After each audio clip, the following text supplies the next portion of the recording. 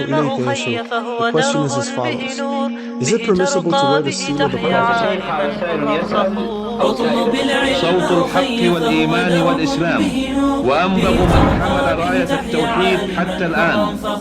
اطلب العلم أخي فهو درب به نور به ترقى به تحيا عالما فخور سل إماما عاش في العلم دهورا ودهور يطلب العلم ببذل حتى ضمته البحور.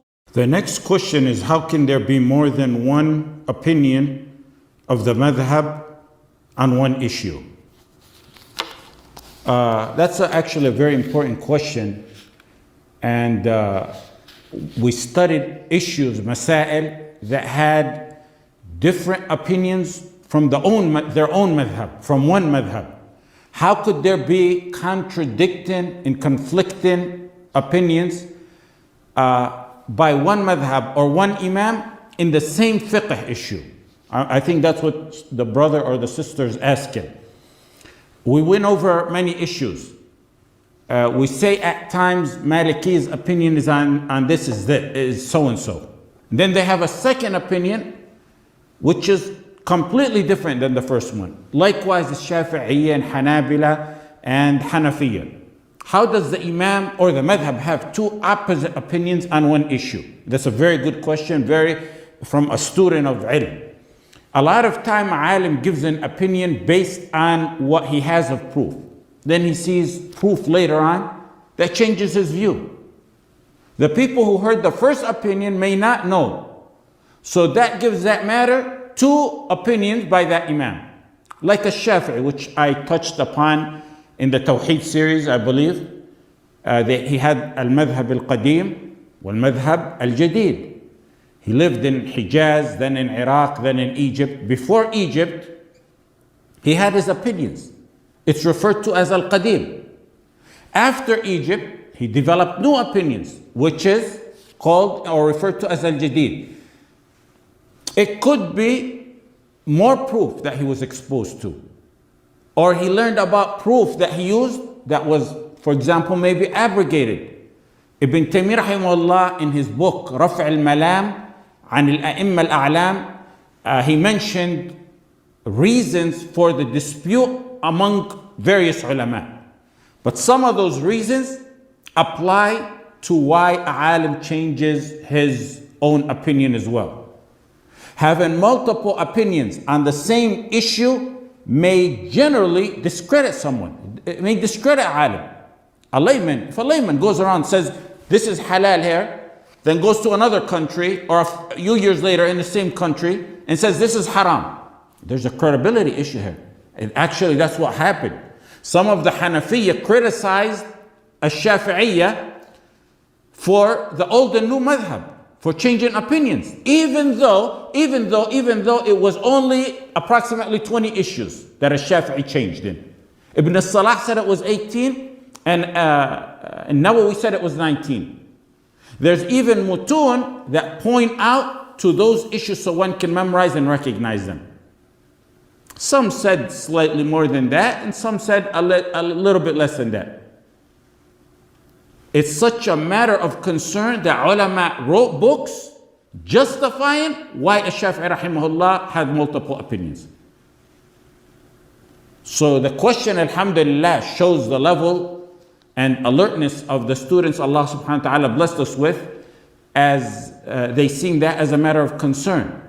And I was expecting something like that, but alhamdulillah, we finally got such a question. It was such an issue that ulama wrote books justifying and explaining what Ash-Shafi'i had, why Ash-Shafi'i had two opinions on some matters. فرائد الفوائد في اختلاف القولين لمجتهد واحد for شمس الدين محمد الشافعي. And then نصرة القولين للإمام الشافعي لابن القاس. Books that were written to justify why Ibn Shafi'i rahimahullah had two opinions on some matter. Even Abu Yusuf and Muhammad and Zufar, the biggest students of Abu Hanifa, they differed with their Imam. And some say they even differed with the usul, the principles of the madhab. When that level, the first level of students of Abu Hanifa dispute what their sheikh said in some matters, It's attributed to the madhab at times. And you will say, Al-Hanafiya had this opinion here, and they have this opinion here. Two opinions on one matter. They say Muhammad ibn al-Hasan, one of the top students of Abu Hanifa, excelled to become a full mujtahid. And they dispute whether, they question whether he continued to adopt his own shuyukh's principles. In fact, the Nawawi said they differed even in the principle of their sheikh. Muhammad ibn al-Hasan continued to attribute himself to the madhab of Abu Hanifa as a form of showing his gratitude and dutifulness and respect to his sheikh Abu Hanifa, because he was raised in ilm by him. When he reached the point of ijtihad, to the point that he was placed by some at the level of being like at the level of some of the four imams, now he's deferring with his sheikh in usul, the principles of some of the madhab, as some said. But these are men of character and ilm. They know to respect those who raised them. Now when Muhammad ibn al-Hasan is a full mujtahid, and he accepted and continued to accept himself as a Hanafi, but he differed with his sheikh on issues. Not on some issues. He actually differed with Abu Hanifa on 2/3 of the entire madhab. Al-Ghazali said that Muhammad ibn al-Hasan and Abu Yusuf خالف Abu Hanifa في ثلثي مذهبه. They differed with their Imam Abu Hanifa in 2/3 of the madhab. His opinions and the opinions of Abu Yusuf and those who differed with their sheikh are now attributed to the madhab itself. So that's how you have multiple opinions within the madhab. Now that's at the very first stage. Abu Hanifa and his first level of students, that's at the first stage. So imagine hundreds of years after that.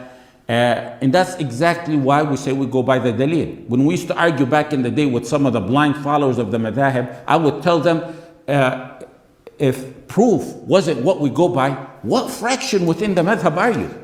What fraction within the madhab do you follow? In Malikiyya, as you've seen, had some multiple opinions on a single issue as well. Then how and what books to go to pull the official opinion out from the madhab, from the various madhab, which is the official opinion of that madhab, is just as complex.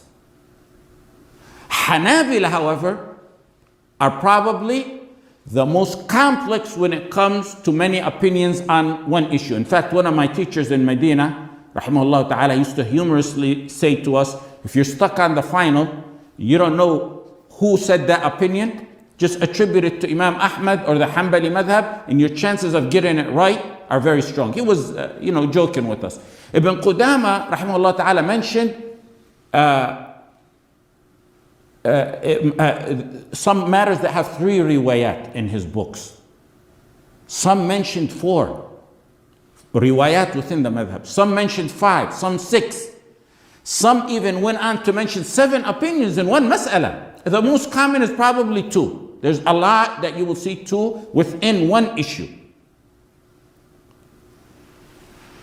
Since our book is Hanbali, is based on the Hanbali madhab, I'll give you a few more reasons as to why there would be multiple opinions pertaining to one issue. Sometimes Imam Ahmad rahimahullah ta'ala wouldn't have a solid hadith on an issue, and he loved to go by the hadith. But he would have, for example, 2 or 3 sayings of the Sahaba. For example, those 2 or 3 may be conflicted. Those 2 opinions may be conflicted of the Sahaba.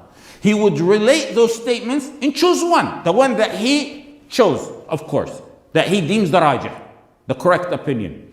But sometimes it wouldn't be clear to him at that point. He has the opinions, but it's not clear to him. So he would mention the various statements of the Sahaba, and he would leave it as that. And this is what one of the things that Ibn al-Qayyim rahimahullah ta'ala said. Now what happens? Ulama come after that. Some take this Sahabi's opinion that he mentioned, some take this Sahabi's opinion, and some take this Sahabi's opinion, and then they attribute it to him. Now he has multiple opinions on one issue. Sometimes he may be forced to give a fatwa based on intellect, because that's what he has before him. There's no hadith, there's no proof from the Quran, Sunnah, or Ijma' or Qiyas. So he uses intellect. And people take it and spread it out. Hadith and knowledge wasn't compiled like it is today. You find everything right before your fingers on the internet or in the books behind you or around you. So what does a mujtahid do? He gives a fatwa based on what he has. Then later on, they take it and go with it.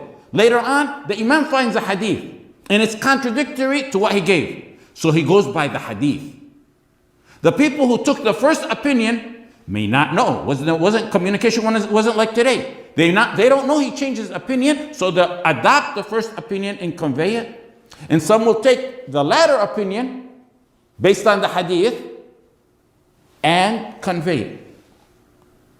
His official opinion is the second, of course, but it's not known to everyone. So it appears that he would have two opinions on one matter. Another reason, Imam Ahmad's opinions were taken from his fatwas, but they were also extracted from his actions and his narrations. Ulama would extract from his actions and narrations what they believed would be his opinion on certain matters. There's many mujtahideen and ulama of the madhab, and they have different views and they think differently when looking at the same issue. So when they extract that, it causes a difference of opinion within the madhab. Each one thinks differently. Each one extracts something differently. Another point, and this applies to many of the fuqaha, not just madhab Imam Ahmad. The imam gives a fatwa in accordance to what he was asked or understood, the particular circumstance or situation. Then a very similar but not identical fiqh issue arises where he gives a differing fatwa. The second issue could be so close with a slight detail or understanding that was overlooked, and they thought he answered the same issue, causing it to be two different opinions on the same matter, when in reality they overlooked some detail that caused the distinguish between the two. Ibn Taymiyyah rahimahullah ta'ala mentioned another issue. He said sometimes they would ask Imam Ahmad rahimahullah, what's the opinion of Imam Shafi'i on this? Because he had knowledge of the various madhab, or Ishaq ibn Rahaway, or Al-Awza'i, or Abu Hanifa, or Thawri. Ibn Taymiyyah said, the students of Imam Ahmad would ask him the opinions of the various ulama. That may be conflicted. They're not asking his opinion, the opinions of other ulama. He's not giving his own opinion. He's giving them what other sahaba or ulama gave. And Ibn Taymiyyah rahimahullah said they documented it sometimes as his own opinion, and that caused multiple opinions within one mas'ala. Another reason, it's reported that Imam Ahmad didn't like anyone to write anything of the fiqh opinions that he had. It was related verbally. He only let a selected few, like Al-Maymuni and his son Abdullah and Al-Kawsaj. He was humble, like righteous ulama are. He reached a point in fame that he didn't like anyone to write. Sometimes he didn't leave his house, and he could go into funerals for fear of people gathering around him. He used to say, "Tuba liman akhmal Allahu dhikrahu." Glad tidings for one who is not known. He told his student once, try not to get famous because Allah subhanahu wa ta'ala has tested me with that. He didn't let people follow him around as some ulama proudly do today.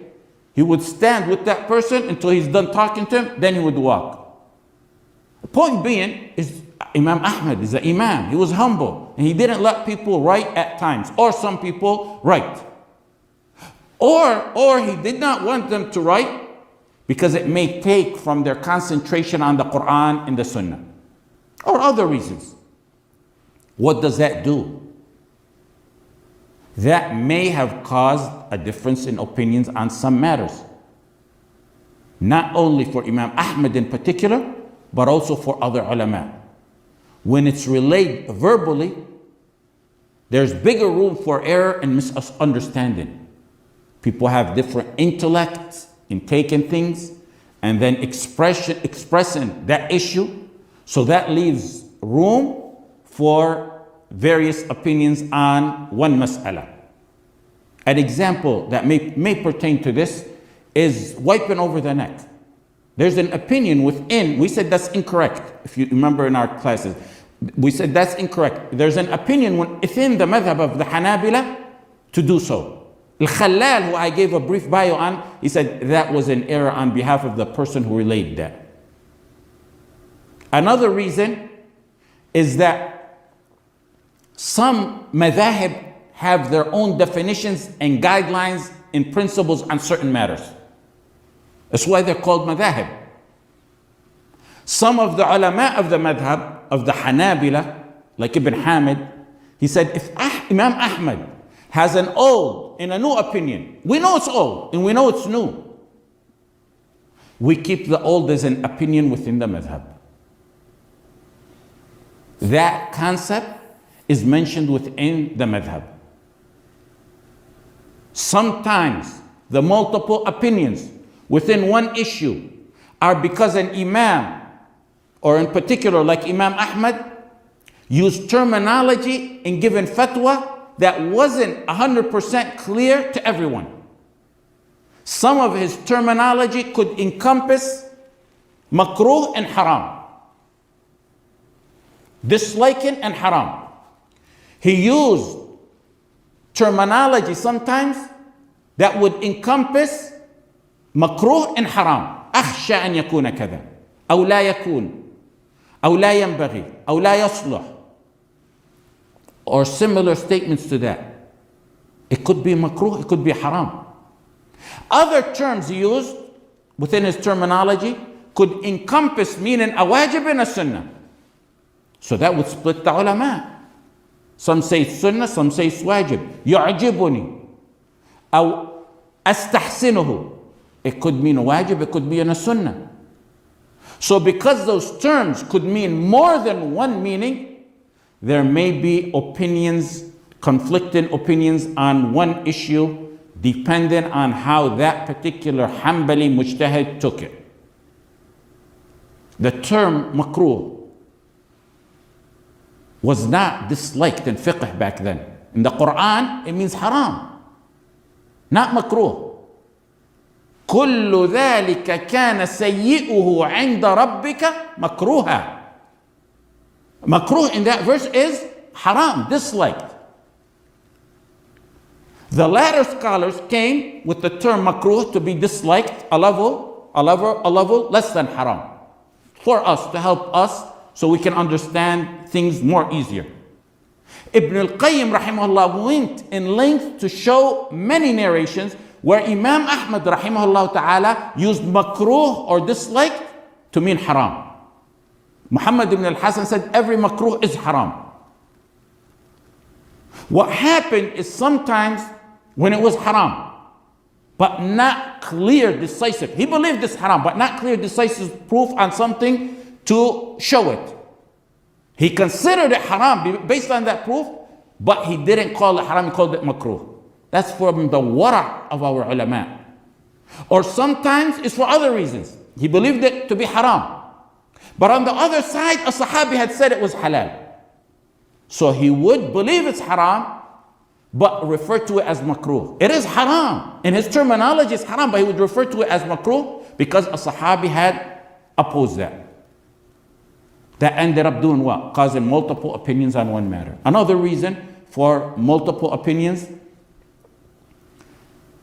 is Ibn Subki in Sharh Jam' al-Jawami' said, from the strange guidelines of the madhab of the Hanbali is they attribute the opinions of their big mujtahideen to their imam. They consider the opinion of a legitimate mujtahid of the madhab, in the top ranking mujtahideen of that madhab, to be like that of Imam Ahmad. They attribute it to their imam.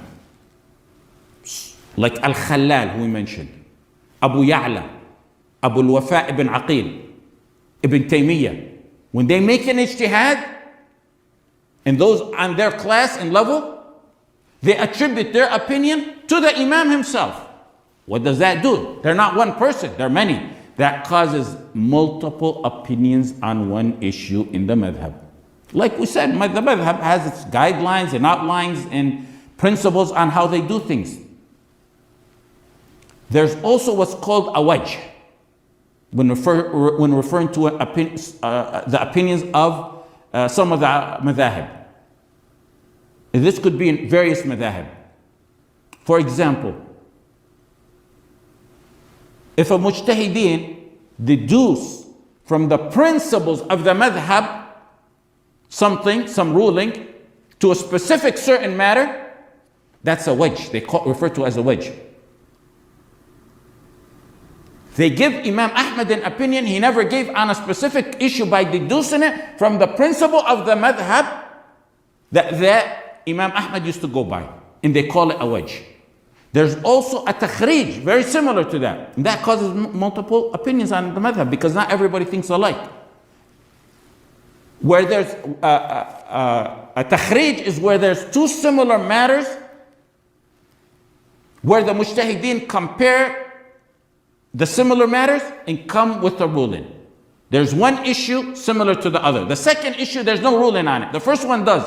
So they compare the second to the first because it's very similar and come up with a conclusion and a ruling. Now there's multiple mujtahideen doing all this work. And not all of them have the same intellect, nor do they view or think of things alike. And that is what may cause disputes within the madhab and give the madhab or the imam multiple opinions on one issue. The next